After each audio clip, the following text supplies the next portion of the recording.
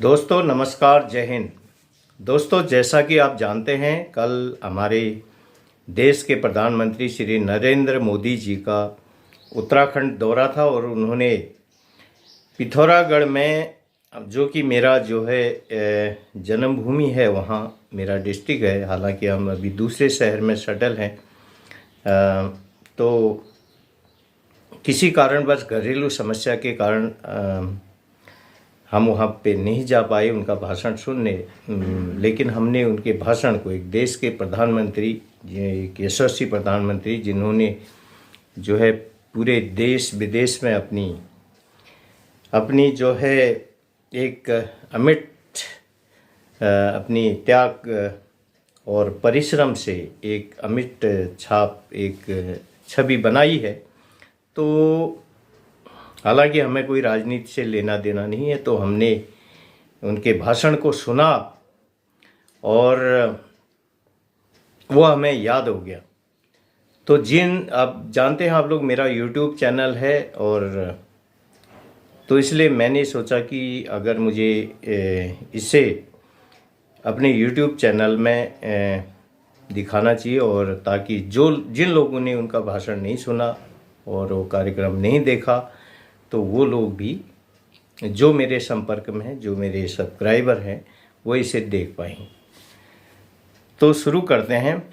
सबसे पहले, भारत माता की जय।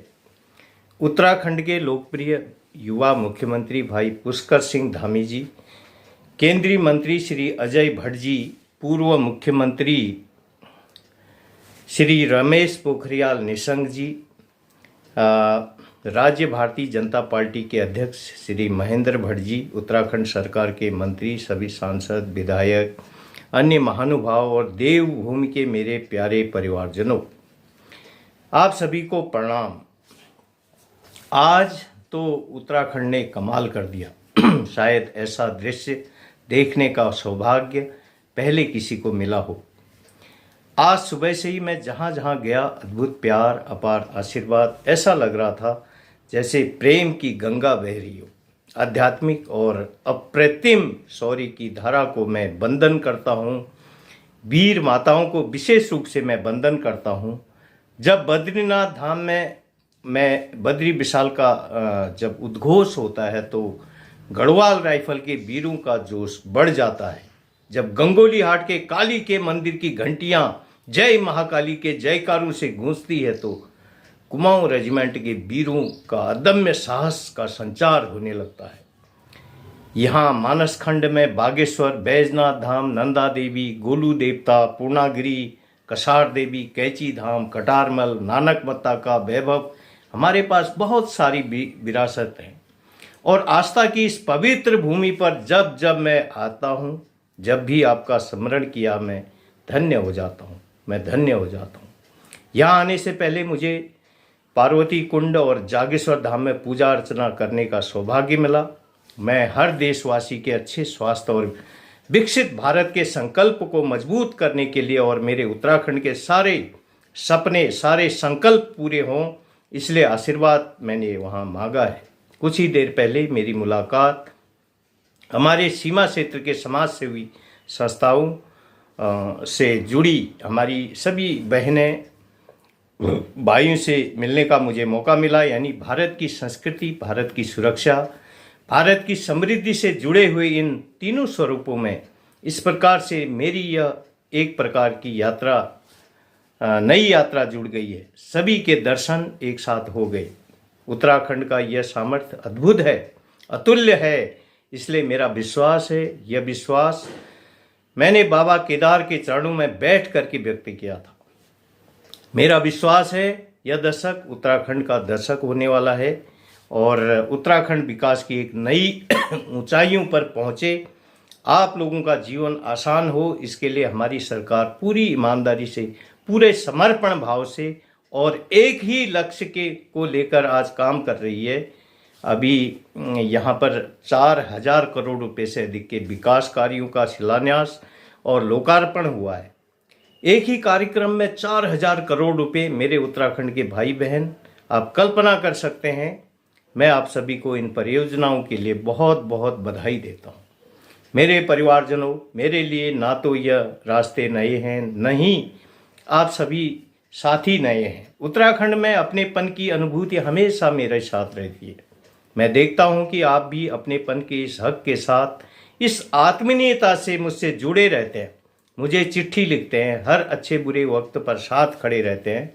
परिवार में कोई नया मेहमान आया, जन्म हुआ तो मुझे खबर भेजते हैं।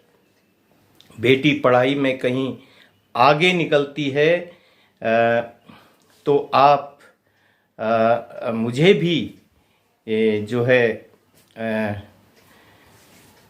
जब भी कोई उपलब्धि हासिल करता है तो मुझे आप खुशी साझा करते हैं। कुछ सुधार की गुंजाइश अगर कहीं दिखती है तो वह भी आप मुझे बताने में कभी पीछे नहीं रहते हैं। हाल ही में लोकसभा और विधानसभा में महिलाओं के लिए 35% आरक्षण का बिल पास किया। यह बिल 30-40 साल से लटका हुआ था।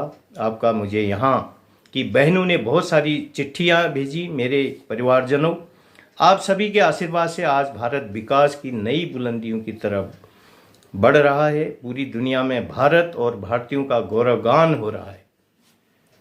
पूरी दुनिया भारत का डंका बजा रही है। आपको ज्ञात होगा, चारों तरफ निराशा का पहले एक माहौल था। पूरा देश मानो निराशा में डूब गया था। तब हम लोग हर मंदिर में जाकर यही प्रार्थना करते थे कि भारत जल्द मुश्किलों से बाहर निकले। हर भारतीय सोचता था कि हजारों करोड़ के घोटाले से देश को मुक्ति मिले। सबकी कामना थी कि भारत का यश बढ़े। चुनौतियों से घिरी हुई दुनिया में दुनिया का हालत देख रहे हैं। चुनौतियों से घिरी दुनिया में भारत की आवाज़ कितनी बुलंद होती जा रही है। अभी कुछ हफ्ते पहले ही G20 का इतना बड़ा शानदार आयोजन हुआ, जिसमें आपने देखा कि कैसे दुनिया ने हम भारतीयों का लोहा माना है। अब मुझे बताइए, जब दुनिया में भारत का डंका बजता है, आप बताएंगे, जवाब देंगे? मैं पूछूं, जवाब देंगे? जब दुनिया में भारत का नाम ऊंचा होता है, आपको अच्छा लगता है? पूरी ताकत से बताइए, क्या आपको अच्छा लगता है? जब भारत दुनिया को दिशा दिखाता तो आपको क्या अच्छा लगता है? यह सब किसने किया? यह सब मोदी ने नहीं किया, यह सब कुछ आप मेरे परिवारजनों ने किया है। इसका यश आप सब जनता जनार्दन को जाता है। याद रखें, क्योंकि आपने 30 साल के बाद दिल्ली में स्थिर और मजबूत सरकार बनाकर मुझे देश की सेवा करने का मौका दिया है। जब मैं दुनिया के बड़े बड़े लोगों से हाथ मिलाता हूँ, आपने देखा होगा अच्छे लोगों से हो रहा है मामला, लेकिन जब मैं हाथ मिलाता हूँ तो बराबर आंख भी मिलाता हूँ। और जब वे मेरी तरफ देखते हैं, मुझे नहीं देखते हैं, बल्कि वो 140 करोड़ हिंदुस्तानियों को देखते हैं। मेरे परिवारजनों, जो लोग रहते हैं, हमने उनकी भी चिंता की। इसलिए सिर्फ 5 वर्ष में ही देश में 13.5 करोड़ लोग गरीबी से बाहर आए। 13.5 करोड़, यह आंकड़ा याद रखोगे। आंकड़ा याद रखोगे, कितने करोड़ गरीबी से 5 साल में बाहर आना, अपने आप में दुनिया अचरज कर रही है कि इतने लोग कैसे बाहर आ गए गरीबी। यह 13.5 करोड़ लोग कौन हैं? इसमें बहुत सारे लोग आपकी तरह ही पहाड़ों में रहने वाले हैं, सुदूर इलाकों में रहते हैं। यह 13.5 करोड़ लोग इस बात का उदाहरण है कि भारत अपनी गरीबी मिटा सकता है। साथियों, पहले नारा दिया जाता था गरीबी हटाओ, मतलब आप बताओ, उन्होंने कह दिया हम मिलकर के गरीबी हटा के रहेंगे। आज हर क्षेत्र, हर मैदान में हमारा तिरंगा ऊंचे से ऊंचा लहरा रहा है। हमारा चंद्रयान, ये चंद्रयान जहाँ जो पहुँचा है, दुनिया का कोई भी देश वहाँ अभी नहीं पहुँच पाया। और भारत का जहाँ अपना चंद्रयान गया है, उस स्थान का नाम दिया गया है शिव शक्ति। मेरे उत्तराखंड के लोग, वह शिव शक्ति की विचार से आप खुश हैं कि नहीं है? आपका मन आनंदित हो गया कि नहीं हो गया? यानी वहाँ भी मेरे उत्तराखंड की पहचान पहुँच गई है, शिव शक्ति। क्या मतलब होता है, यह हमें उत्तराखंड से सीखने की जरूरत नहीं। यहाँ तो डगर डगर पर साक्षात शिव दिखता है। साथियों, स्पेस में ही नहीं, समस्त दुनिया में भी भारत का दम आज दुनिया देख रही है। हाल में एशियाई खेल समाप्त हुए। इसमें भारत ने इतिहास के सारे रिकॉर्ड तोड़ दिए। पहली बार भारत के खिलाड़ियों ने सेंचुरी लगाई, 100 से भी ज़्यादा मेडल जीतने का रिकॉर्ड बनाया। और आप जरा जोर से ताली बजाना। एशियन गेम में उत्तराखंड के भी आज बेटे बेटियां अपना दमखम दिखाने गए थे और हमारे लक्ष्य सेन की टीम ने भी मेडल जीता और वंदना कटारिया की हॉकी टीम ने भी शानदार मेडल देश को दिया है। एक काम करेंगे, यह उत्तराखंड के बच्चों ने कमाल की है। एक काम करेंगे, आप मोबाइल फ़ोन बाहर निकालिए और मोबाइल फ़ोन में उसके फ्लैश चालू करिए और उन सबको, इन खिलाड़ियों का अभिनंदन कीजिए। अपना फ्लैश लाइट करके सब अपना अपना मोबाइल फ़ोन निकालकर फ्लैश लाइट करके हमारे उत्तराखंड के देवभूमि के बेटे बेटियों खिलाड़ियों को सम्मान दीजिए, अभिनंदन कीजिए। भारत के खिलाड़ी दुनिया में अपना परचम लहरा रहे हैं और खिलाड़ियों के खाने पीने से लेकर आधुनिक ट्रेनिंग तक सरकार करोड़ों रुपए खर्च कर रही है। यह तो सही, लेकिन लक्ष्य का जो परिवार है ना, लक्ष्य वो मुझे हमेशा जब विजयी होता था तो बाल मिठाई लेकर के आता है। खिलाड़ियों को बहुत दूर नहीं जाना पड़े, इसके लिए सरकार जगह जगह पर खेल के मैदान भी बनवा रही है। आज ही हल्द्वानी में हॉकी ग्राउंड और रुद्रपुर में स्टेडियम का शिलान्यास हुआ है। मेरे नौजवानों ताली बजाओ, आपका काम हो रहा है। उत्तराखंड के युवाओं को मिलेगा और उनकी पूरी टीम को बहुत बहुत बधाई मैं देता हूँ। बहुत बहुत शुभकामनाएं भेज दूंगा जो राष्ट्रीय खेलों की तैयारी में पूरे चौक से जुटी हुई है। बहुत बहुत बधाई आपको, पूरी टीम को बधाई। मेरे परिवारजनों, उत्तराखंड के हर गांव में देश के रक्षक हैं। यहाँ की वीर माता ने वीर पुत्रों को जन्म दिया है जो मेरे देश की रक्षा कर रहे हैं। 1 रैंक 1 पेंशन की उनकी जो सरकार ने उनका वादा पूरा किया। अब तक हम 1 रैंक 1 पेंशन के लिए लगभग 70,000 करोड़ रुपए से भी ज़्यादा हमारी सरकार ने पूर्व सैनिकों को दिए हैं। इसका लाभ उत्तराखंड के भी 75,000 से ज़्यादा लोगों को, परिवारों को मिला है। हमारी सरकार की बहुत बड़ी प्राथमिकता बॉर्डर एरिया में विकास की भी है। आज बॉर्डर एरिया में सुविधाओं का निर्माण बहुत तेजी गति से हो रहा है। आप सोच रहे होंगे कि आपकी क्या गलती थी, यह काम पहले क्यों नहीं हुआ। और पहले इस डर से भी सरकारों ने बॉर्डर एरिया का विकास नहीं किया कि कहीं दुश्मन उसका फायदा उठाकर अंदर ना आ जाए। इस डरी हुई सोच को पीछे छोड़कर आगे बढ़ रहे हैं। ना हम डरते हैं, ना हम पीछे हटते हैं। हम आधुनिक सड़क भी बना रहे हैं, सुरंग बना रहे हैं, पुल बना रहे हैं और 9 वर्षों में सिर्फ बॉर्डर एरिया में हमने 4,200 किलोमीटर से ज़्यादा लंबी सड़कें बनाई है। और हमने बॉर्डर के किनारे करीब 250 बड़े कार्यक्रम, अनेक नए पुलों का शिलान्यास हमने किया है। अब तो हम बॉर्डर तक ट्रेनों को भी लेकर जाने की तैयारी कर रहे हैं। इस बदली हुई सोच का लाभ उत्तराखंड को भी मिलने जा रहा है। मेरे परिवारजनों, पहले सीमावर्ती क्षेत्रों को, गाँव को देश का अंतिम गांव माना जाता था। जो अंतिम है विकास के मामले में, उसका नंबर भी आखिर में ही आता था। यह भी एक पुरानी सोच है। हमने सीमावर्ती गांव को अंतिम नहीं बल्कि देश के पहले गांव के रूप में विकसित करना शुरू किया। अलग अलग कई प्रोग्राम के तहत ऐसी सीमावर्ती गांव का विकास किया जा रहा है। हमारी कोशिश यही है कि यहाँ से जो लोग पलायन करके गए हैं वो फिर लौट के आ जाए। हम चाहते हैं कि इन गाँव में पर्यटन बढ़े, तीर्थ यात्रा का भी विस्तार हो। मेरे परिवारजनों, एक पुरानी कहावत है कि पहाड़ का पानी और पहाड़ की जवानी पहाड़ के काम नहीं आती। मैंने संकल्प लिया कि मैं इस अवधारणा को भी बदल कर रखूँगा।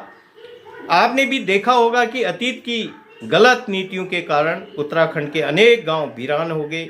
सड़क, बिजली, पानी, पढ़ाई, दवाई, हर चीज़ का अभाव के कारण लोग यहाँ से पलायन कर गए। अब हम इस धारणा को भी बदल रहे हैं। जैसे जैसे उत्तराखंड में नए अवसर बन रहे हैं, नई सुविधा बन रही है, वैसे वैसे अनेक साथी गांव को लौटने लगे हैं। डबल इंजन का प्रयास, सरकार का प्रयास है कि गांव वासी का हर एक काम तेजी से हो। इसलिए इन सड़कों पर बिजली के प्रोजेक्ट पर, अस्पतालों पर, स्कूल कॉलेजों पर, मोबाइल फ़ोन के टावर पर इतना बड़ा निवेश किया जा रहा है। आज भी यहाँ इनसे जुड़े हुए कई प्रोजेक्ट शुरू हुए हैं। यहाँ सेब के बागान, फल सब्जियों के लिए बहुत संभावना है। अब जब यहाँ सड़क बन रहे हैं, पानी पहुँच रहा है, तो मेरे किसान भाई बहन प्रोत्साहित हो रहे हैं। आज जो पॉली हाउस बनाने और विस्तृत करने की जो योजना शुरू हुई है, इन योजनाओं पर 1100 करोड़ रुपए खर्च होने वाले हैं। इतना सारा पैसा उत्तराखंड के हमारे छोटे छोटे किसानों का जीवन बेहतर बनाने के लिए खर्च किया जा रहा है। पीएम किसान सम्मान निधि के तहत भी उत्तराखंड के किसानों को 2200 करोड़ रुपए से भी अधिक मिल चुके हैं। साथियों, यहाँ मोटा अनाज, श्री अन्न का अच्छा उत्पादन हो सकता है। मैं जब आपके बीच रहा करता था, बहुत समय आपके बीच मैंने बिताया था, तब घर में मोटा अनाज भी खूब खाया जाता था, मडुआ वगैरह। अब केंद्र सरकार इस मोटे अनाज को भी, श्री अन्न को, दुनिया के कोने कोने तक पहुंचाना चाहती है। इसके लिए अभियान शुरू किया गया। इनका भी बहुत बड़ा फायदा हमारे उत्तराखंड के छोटे किसानों को मिलने जा रहा है। मेरे परिवारजनों, हमारी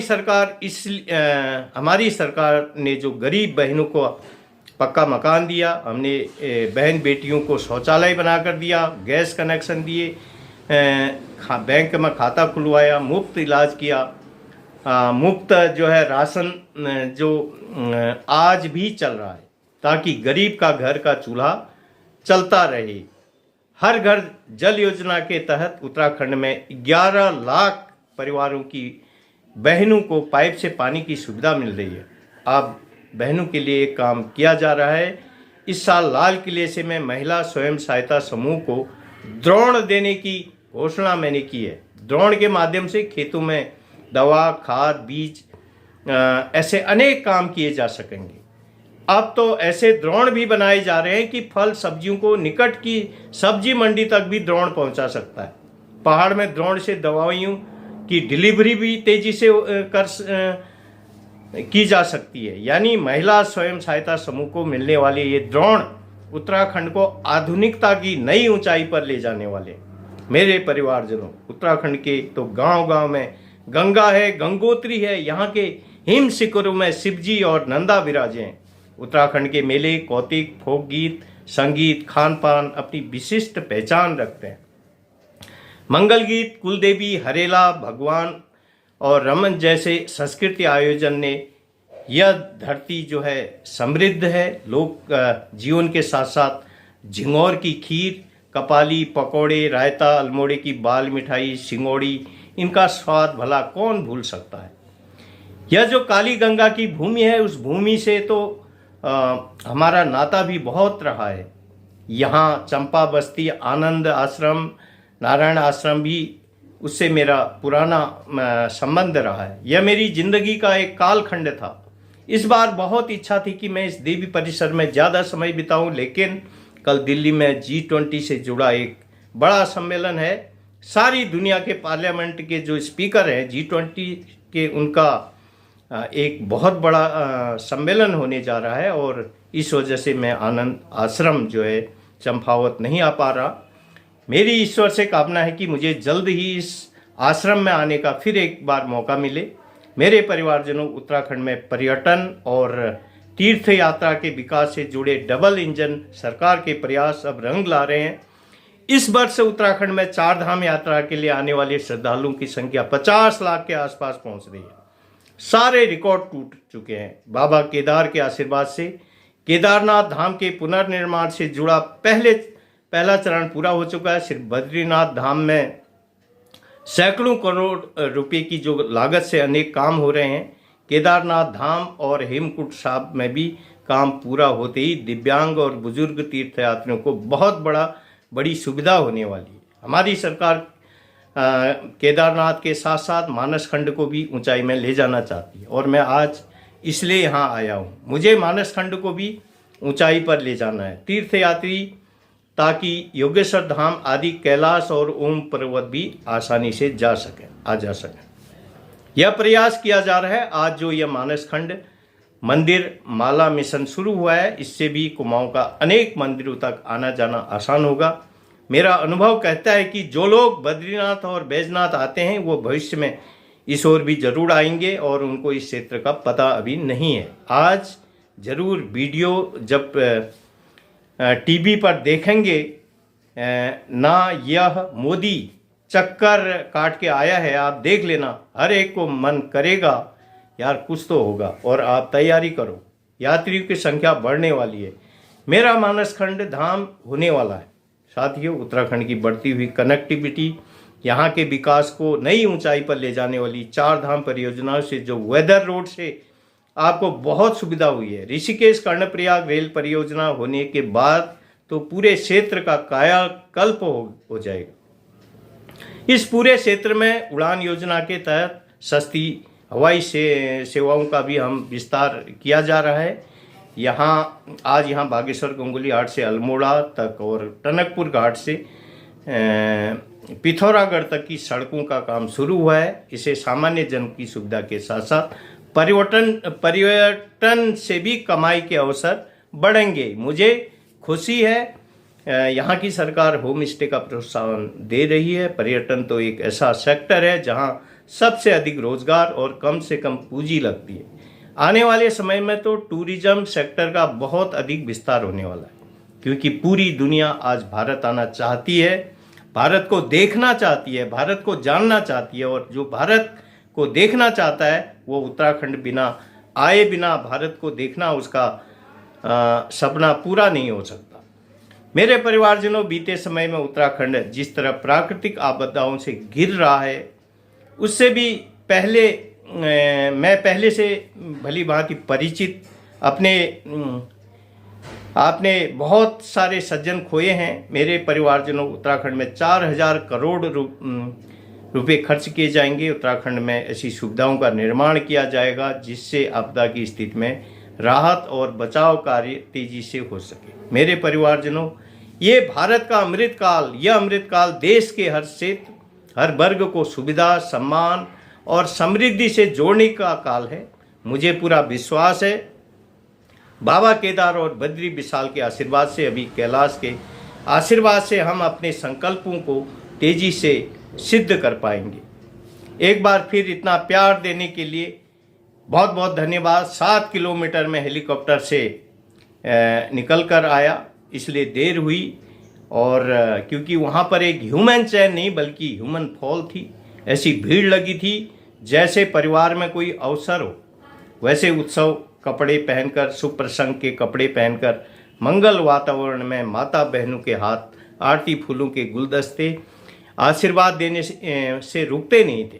पिथौरागढ़ का मेरा मानस खंड, उसने आज जो प्यार बरसाया है, उत्साह दिखाया है, मैं सत सत नमन करता हूँ, आपका आभार व्यक्त करता हूँ। एक बार आप सभी को बहुत बहुत शुभकामनाएं। मेरे साथ बोलिए, दोनों हाथ ऊपर उठा करके पूरी ताकत से बोलिए, भारत माता की जय। बहुत बहुत धन्यवाद। तो ये था कल जो है देश के यशस्वी प्रधानमंत्री श्री मोदी जी का जो पिथौरागढ़ में दिया गया भाषण। तो जिन लोगों ने ये नहीं देखा था वो हमारे चैनल, वीडियो चैनल को में देख सकते हैं। वीडियो चैनल पसंद आने पर भी लाइक करें, सब्सक्राइब, शेयर करें, और फिर मिलते हैं। नमस्कार, धन्यवाद।